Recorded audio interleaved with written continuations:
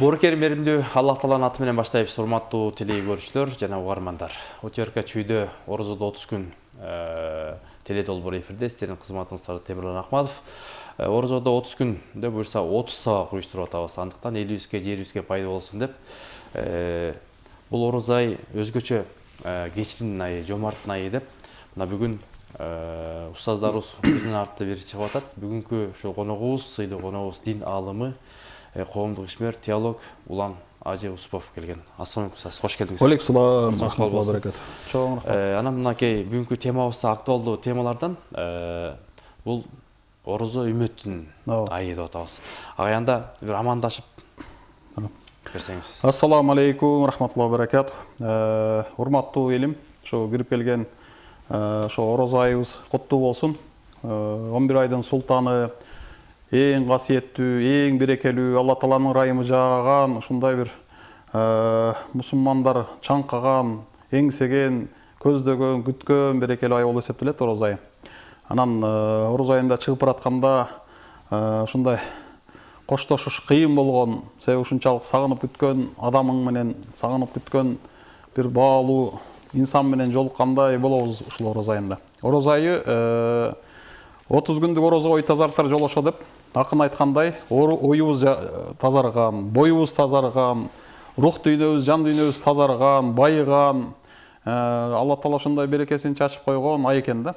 Анан ушул айда биз өтө чоң соопторго, жакшылыктарга жетет экенбиз. Ошон үчүн колдон келишинче ушул пайгамбар саллаллаху алейхи өзүнүн хадисинде айткандай, мына Ражаб Алла Тааланын айы, Шабан менин айым, орозо Рамазан болсо үммөтүмдүн айы деп.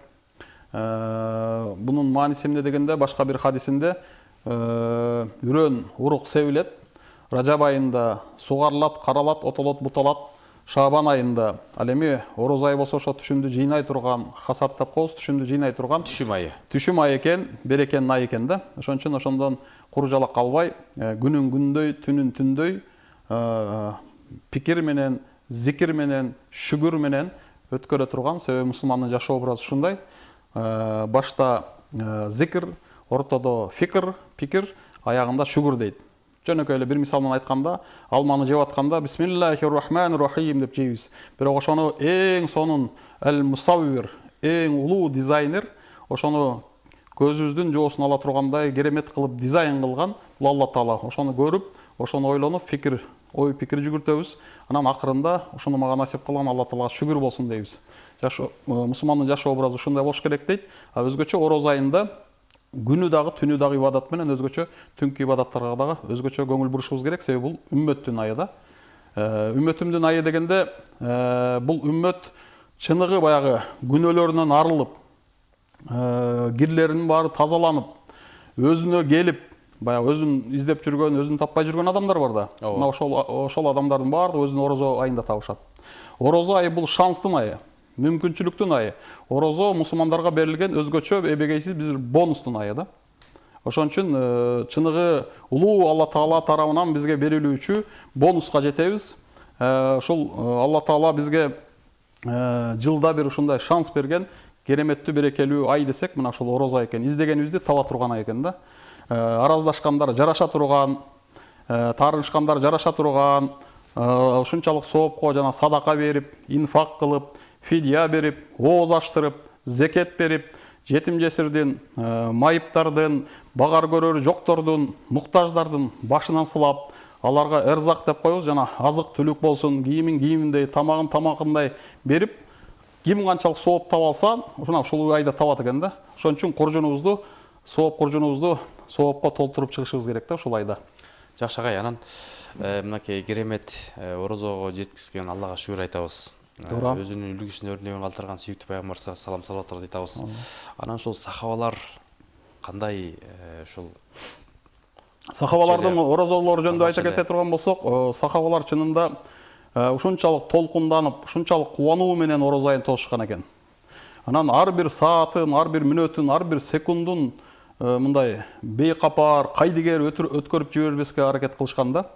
Өзгөчө билесиңер, пайгамбар саллаллаху алейхи вассаламдын хадисинде айтат, ошол Алла Таалага иман келтирип жана сообун Алла Тааладан үмүт кылып, түнкүсүн ошо ораза айынын түнүн ихя кылса, жандандырса, тирилтсе, ал Алла Тааламдын кечиримине жетет депчи. Ошондо ихя дегенде бул кечки ошо тарава намаздары бар, түнкү тахаджуд намаздары бар, Куран менен өткөрүш керек, зикир менен өткөрүшүбүз керек.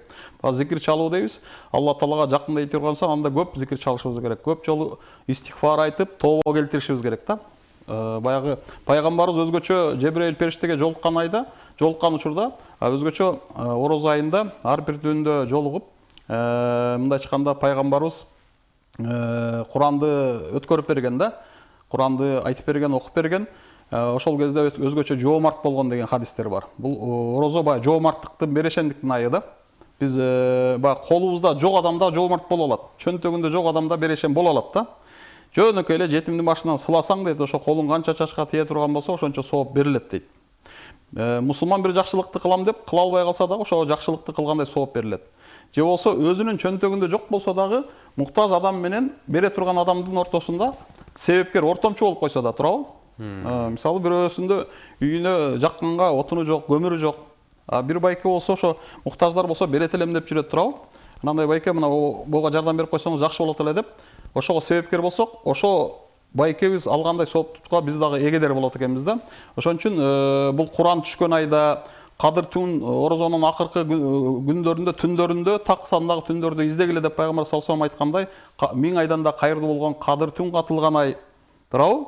Баягы 83 жылда адам баласы жете албай турган жетишкендикке, баягы жеңишке, соопко эгедер боло турган бир түн да, Кадыр түн. Ошон үчүн жалпы бүтүндөй орозонун Кадыр баркы ошо Кадыр түн катылгандыгы үчүн, Куран ушул айда түшүрүлгөндүгү үчүн, анан Алла Таала ушул айды, ораза айды ушундай берекелүү ай кылып тандагандыгы үчүн биз ораза айдын ушул мындай айтканда мартабасы ошончолук бийик экендигин түшүнүп, ошого жараша мамиле кылышыбыз керек да. Азирети Умар мас болуп кетип бараткан бир адамды көргөндө, ой, ошону урушкан экен да. Куруп калбайсыңбы? Биздин балдарыбыз да орозо кармап атат деген экен да.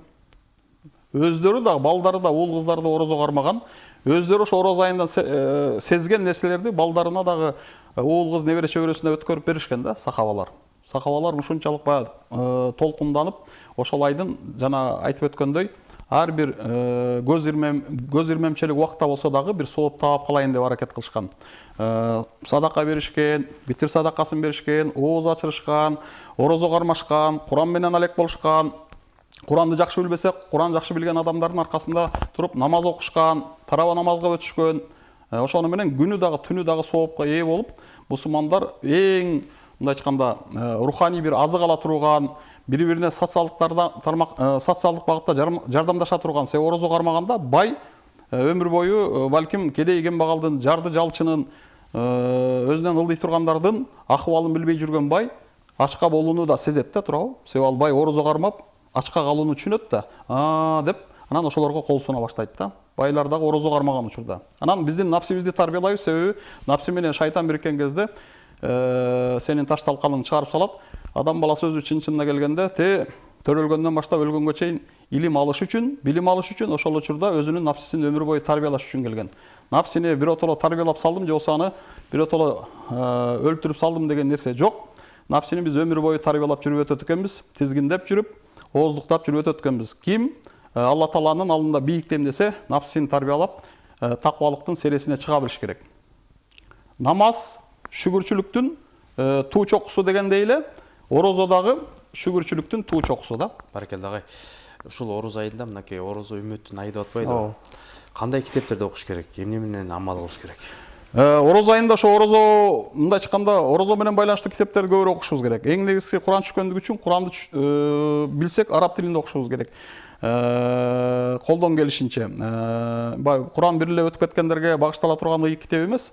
Куран биздин жашоо образыбыз. Куран бизге дем күч бере турган, шык бере турган, жашообузду тартипке сала турган, келечекке бир кыялдандыра турган, жашообузга бир хидаят бере турган, жол көрсөтө турган, жол картасы деп коет го, ошондой бир китеп да, керемет китеп. Ошон үчүн Куранды окуп, Курандагы аяттарды көбүрөөк тафаккур кылып, ойлонууга аракет жасашыбыз керек. Андан сырткары пайгамбарыбыздын сиросун, хаяту сахаба деп сахабалардың жашоолорун, себеби канчалык пайгамбарыбызды сахабалар тааныган сайын алар кандай инсан экендигин көрүп, аларга карап түздөнүп, алардан үлгү-өрнөк алып, аларга окшошууга аракет жасайбыз да.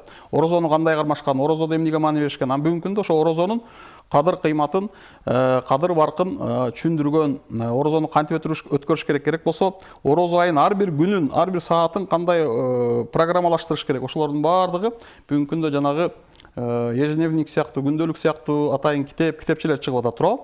Ошондо китепчелерди алып алып бир күндө канча бет Куран окуйм, туурабы?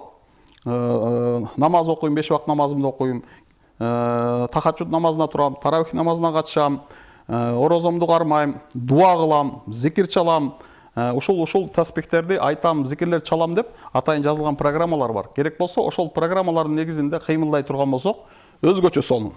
Себеби план программа биздин ошо орозо айын мындай бейгапар, кайдыгер өткөрүп жибербестен ар бир убакытты туура пландаштырып, программалаштырып өткөрүүгө жардам берет да. Ошондой планыбызды азырда болсо, ошол менен кыймылдайлы, болбосо эртерээк ошондой программабыз түзөлү жосо, ошондой программа түзүлгөн жакшы китепчелер, күндөлүктөр бар.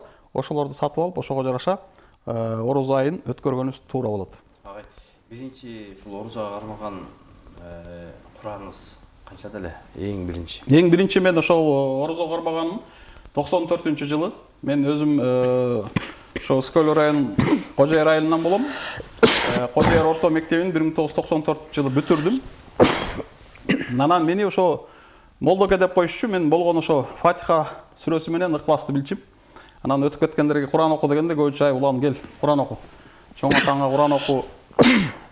Тиги атаңа Куран оку, бул апаңа Куран оку деп кошуналар дагы, абаларым, жеңелерим, үйдөгүлөр ушул мени тааныгандарым баары чакырып калышчы. Анан демек келечекте ушул багытта илим алмак окшойм да. Бирок ал кезде мен жана орусчасынан кириллицадан эле жаттап алып окуп жүргөм да. Анан кийин Түркияга бардык.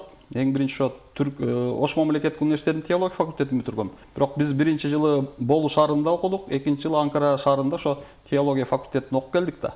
Анан ошол кезде 94-жылы баргандан кийин биринчи орозого баштадым да. Барганда ошо биринчи курста мындайча айтканда эми Түркиянын шартында азырлык деп коет. Даярдоо курсу. Бизде болсо Кыргызстанда биринчи курс деп эсептелди. Биз 5 жылдык билим берүү менен эски Болонский системада мурдакы 5 жылдык билим берүүнү окудук да. Ошондо биринчи курста биз Куран окуганды үйрөнө баштадык. Арабчасынан Куран окудук. Мен баягы кириллицадан жаттап алган окуганда тиги түрк устаздар агайлар көрүп күлдү да. Сен ушундай жаттап алдыңбы депчи. Анан жок, бул болбойт деп анан арабчадан алиф, ба, та, са, жим, ха деп тамгалардын баарын жаттап, махражы менен, андан кийин кайрадан Куранды жаттап, кийин колдон келишинче көбүрөөк Куран жаттаганга аракет кылдык да. Силердин эң жакшыңар Куранды үйрөнгөндөр, жананы Куранды үйрөткөндөр дейт да. Ошол Куранды үйрөнүүчүлөрдөн, Куранды үйрөтүүчүлөрдөн. Куран Алла Тааладан келген эң акыркы аян.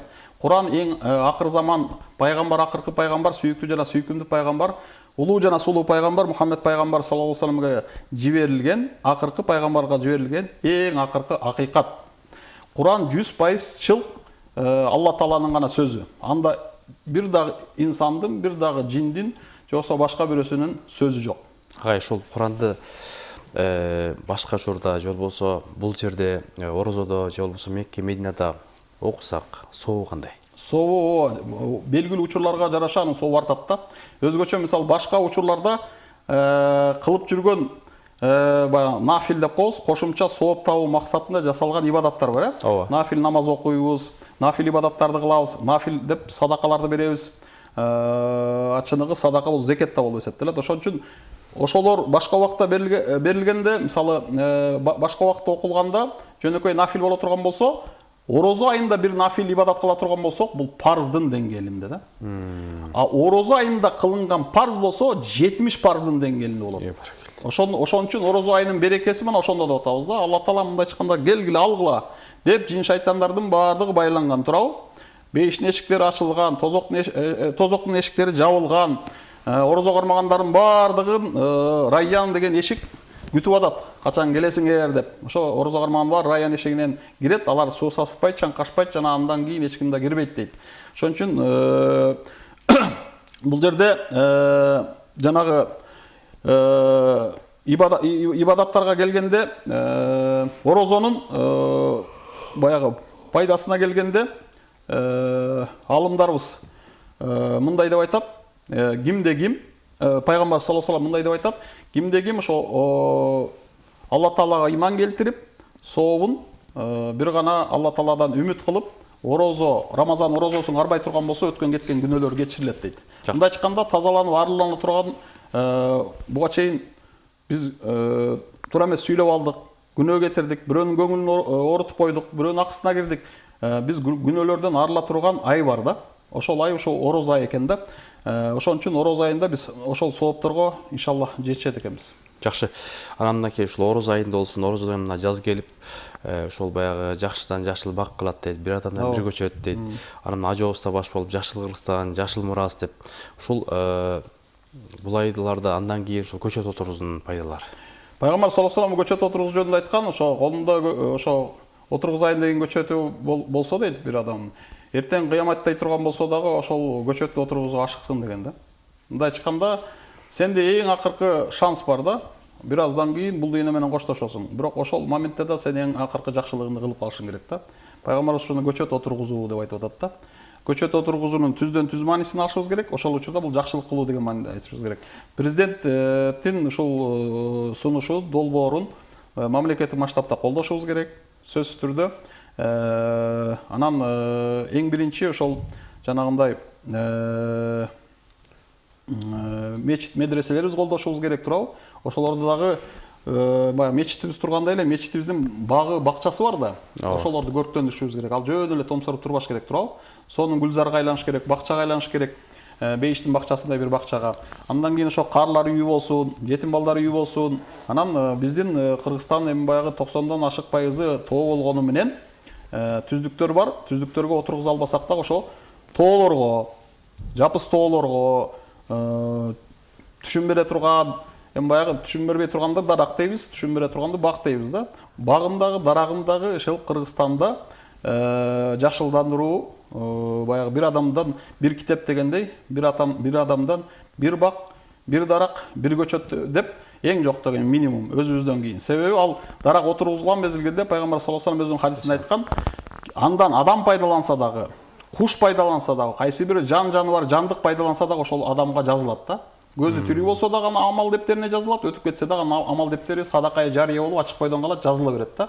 Анын көлөкөсүндө жуушап жатса дагы пайдаланат турабы. Жер жемишин жейт, бактын ошо жалбырактарда жашынып көлөкөлөп эс алат дегендей. Куштар дагы, жаныбарлар дагы, айвандар дагы, адам баласы дагы. Ошон үчүн сөз түрдө көчөт отургузууну, массалык түрдө көчөт отургузууну колдошубуз керек. Муфтиятыбыз, казыятыбыз, устаздар, алымдар, молдокелер, жалпы теологдор муну биз колдойбуз. Өзүбүздүн тегерегибизге айтып, өзүбүздө катышып, өзүбүздүн атыбыздан өтүп кеткен жакындарыбыздын атынан да ошо көчөттөрдү отургузалы да. Жакшы агай. Мынакей биздин 1,5 мүнөттөй убактыбыз калды. Тез эле убактыбыз өтүп кетти агай. Эми бул ороз айы эле кыска да. Анан сахабалар ошол 6 айлап күткөн, 6 айлап узаткан. Анан ошол жалпы бүгүнкү темабызга жыйынтыктоо сөзүңүз, анан бир ак бата дуаңыз болсун. Жыйынтыктоочу сөз ошол: орозо кармайлы, ким орозо кармаса, орозо аны кармайт. Себеби орозо бул жамандыктан тозуучу калган дейт турабы. Ошондуктан жамандыктардан тозулган орозодо бир гана ачка калуу менен эмес, 6 саныбыз менен орозо кармаган чыныгы такыбалардын орозосун кармайлы да. Мындай ушак айыңдан алыс болуп, жаман сөздөн алыс болуп, жалган ушактардан алыс болуп, арам нерсеге көз салбастан, туура эмес ойлордун баардыгын алыс кууп, анан чыныгы ибадат менен, жана башта айткандай, зикир менен, фикр менен, шүгүр менен өткөрө турган өтө сонун бир айга айландыралы, жашообузда ошондой бир орозо калсын. Бул орозодон кийинки орозого да чейин дагы ошол ибадаттар менен иншаллах алек бололу.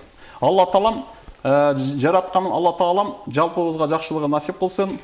Ороз айдын кут берекесинен пайдаланып, акыретте абат болгондордон, жайы жаннат болгондордон, күнөөлөрү магфират болгондордон, өзүнүн чыныгы салих, мусулман, момун, таква, мухлис, муслих, мухсин кулдарынан, пайгамбарыбыздын татыктуу үммөттөрүнөн, ата-бабабыздын татыктуу урпактарынан, жана тенибиздин татыктуу уул кыздарынан болууну жараткан Алла Таалам жалпыбызга насип кылсын. журтубуз тынч, мамлекетибиз бүтүн, элибиз аман болсун. Буюрса ушул бир адамдан бир көчөт дегендей Кыргызстаныбыз жашылданып, жашарып, өркүндөп, өсүп, келечеги кең, бакты талай ала тоого тең мамлекеттерден болсун. Элибизде ынтымак, биримдик болсун, дөөлөт болсун, кут береке болсун, оомат болсун. Жаш келсе иш дегендей, жаштарыбыз иштеп, каарыларыбыз дагы дөөлөт күтүп, кадыр барк күтүп, ороз айында орозолошуп, тазалыкка, тунуктуулукка жетели, көзүбүздүн тирүүсүндө элибизге, жерибизге кызмат этели. Алхамдулиллахи Rabbil alamin ва салату вассаламу аля расулина Мухаммадин ва аля алихи ва сахбихи аджмаин. Бирахметике я архамар рахимин. Амин. Аллаху акбар. Урматтуу телегөрүүчүлөр, бизге бөлүнгөн бүгүнкү ошо орозодо 30 күн теле долбоору соңуна чыкты. Кийинки эфирден амандашканга чейин Аллах тааланын саламы, тынчтыгы, берекеси менен болсун.